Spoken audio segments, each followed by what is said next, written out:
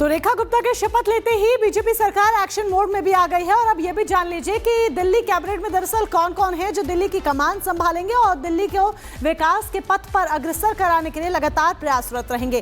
प्रवेश वर्मा वो नाम जो नई दिल्ली सीट पर केजरीवाल को जिन्होंने हराया है और एक बड़ा नाम बन गए हैं। प्रवेश वर्मा पार्टी का सबसे बड़ा जाट चेहरा है। उनकी संपत्ति 115 करोड़ रुपए है। शिक्षा MBA तक पढ़ाई लिखाई उन्होंने कर रखी है। डिप्टी CM बनाए गए हैं प्रवेश वर्मा। PWD की जिम्मेदारी उनको मिली है, प्रवेश वर्मा के कंधों पर है।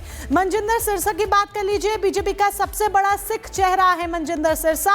रेखा गुप्ता कैबिनेट के सबसे धनी मंत्री हैं। संपत्ति करीब 250 करोड़ की मनजिंदर सिरसा के पास है। 12वीं तक की शिक्षा इन्होंने प्राप्त की है। राजौरी गार्डन सीट से चुनाव मनजिंदर सिंह सिरसा जीते हैं। उद्योग पर्यावरण मंत्री बनाए गए हैं मनजिंदर सिंह सिरसा।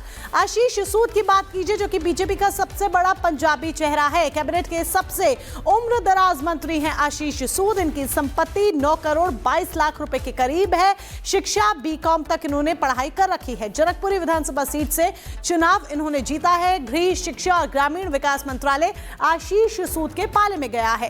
कपिल मिश्रा, दिल्ली कैबिनेट में सबसे युवा चेहरा कपिल मिश्रा।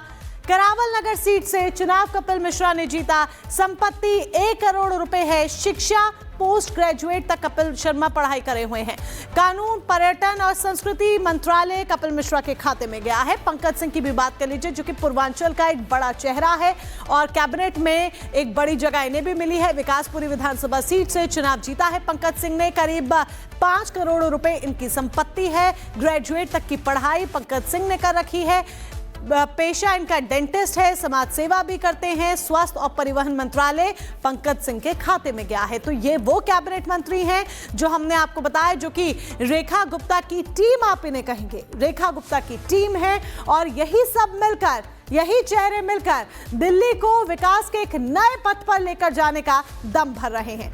दिल्ली चुनाव की जब हम बात कर रहे हैं तो देखिए दिल्ली चुनाव में यमुना सफाई का मुद्दा खूब उछला, खूब राजनीति इस पर हुई। केजरीवाल 10 सालों तक यमुना सफाई का सपना दिखाते रहे लेकिन यमुना साफ नहीं हुई। वहीं बीजेपी यमुना की सफाई को लेकर गंभीर है। यही वजह है कि दिल्ली सरकार के गठन के बाद पूरी कैबिनेट यमुना आरती में शामिल हुई और संकल्प को उन्होंने दोहराया।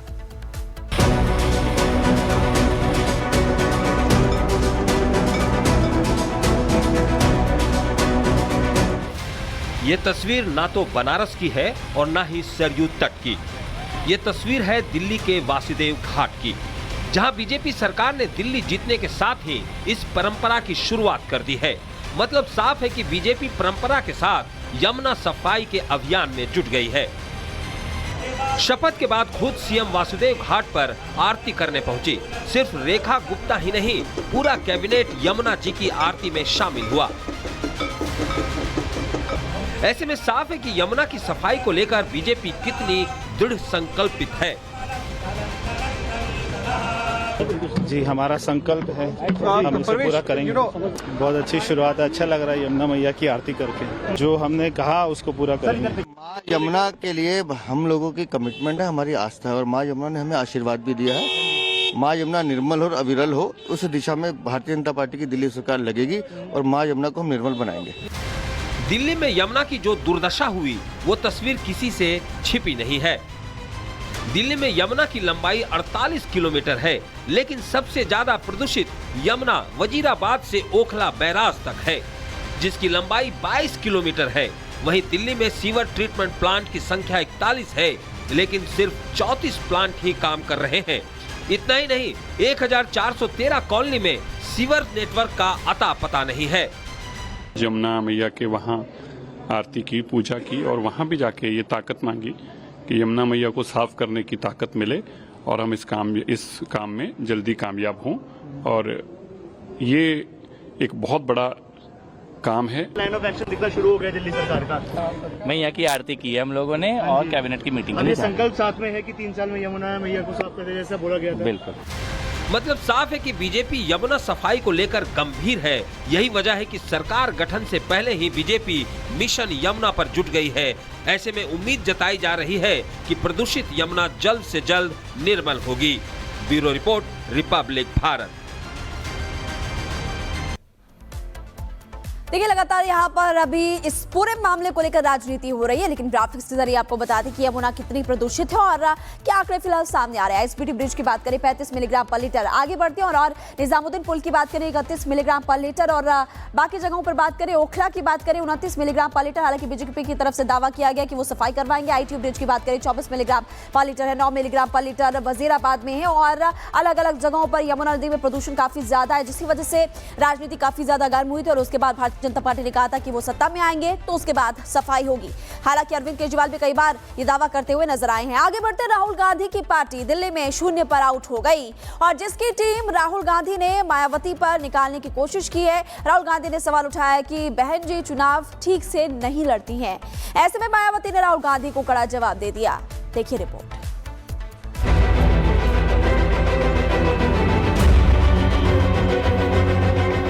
उत्तर प्रदेश में वैसे तो चुनाव में अभी वक्त है, लेकिन राहुल गांधी दिल्ली में मिली करारी हार से सहम गए हैं, बेचैन हो उठे हैं। ऐसे में समझ नहीं आ रहा कि आखिरकार बीजेपी को पटकनी देने के लिए किस योजना पर काम किया जाए। 2027 में उत्तर प्रदेश में विधानसभा के चुनाव हैं। उससे पहले राहुल गांधी बिसात बिछाना शुरू कर चुके हैं, लेकिन लगता है कि राहुल गांधी का बीएसपी पर सवाल ने सारा खेल बिगाड़ दिया। बहन जी आजकल चुनाव ठीक से क्यों नहीं लड़ते? यूपी में कांग्रेस कई बार बीजेपी को हराने की कोशिश कर चुकी, लेकिन कामयाब न हो सकी। राहुल और विपक्ष ये जानता है कि बीजेपी को हराने के लिए सभी पार्टियों को एकजुट होना होगा।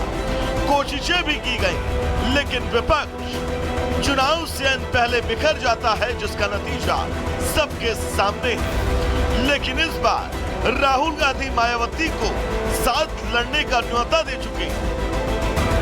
हम चाहते थे कि बहन जी बीजेपी के विरोध में हमारे साथ लड़े, मगर मायावती जी किसी न किसी कारण नहीं लड़ी।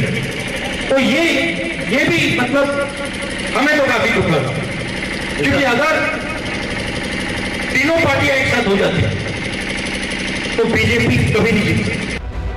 लेकिन मायावती ने राहुल गांधी का न्योता ठुकरा दिया और आरोप लगाया कि कांग्रेस का रवैया जातिवादी है।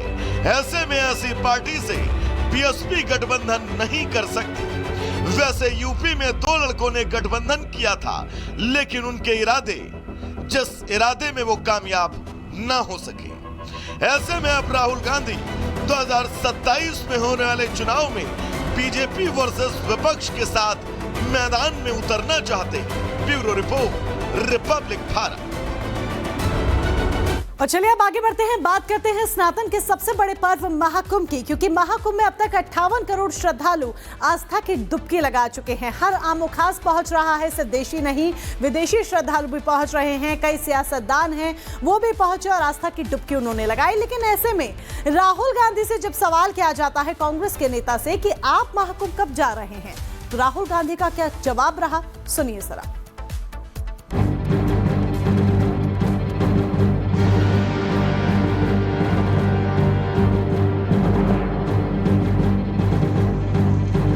राहुल जी महाकुंभ जाएंगे?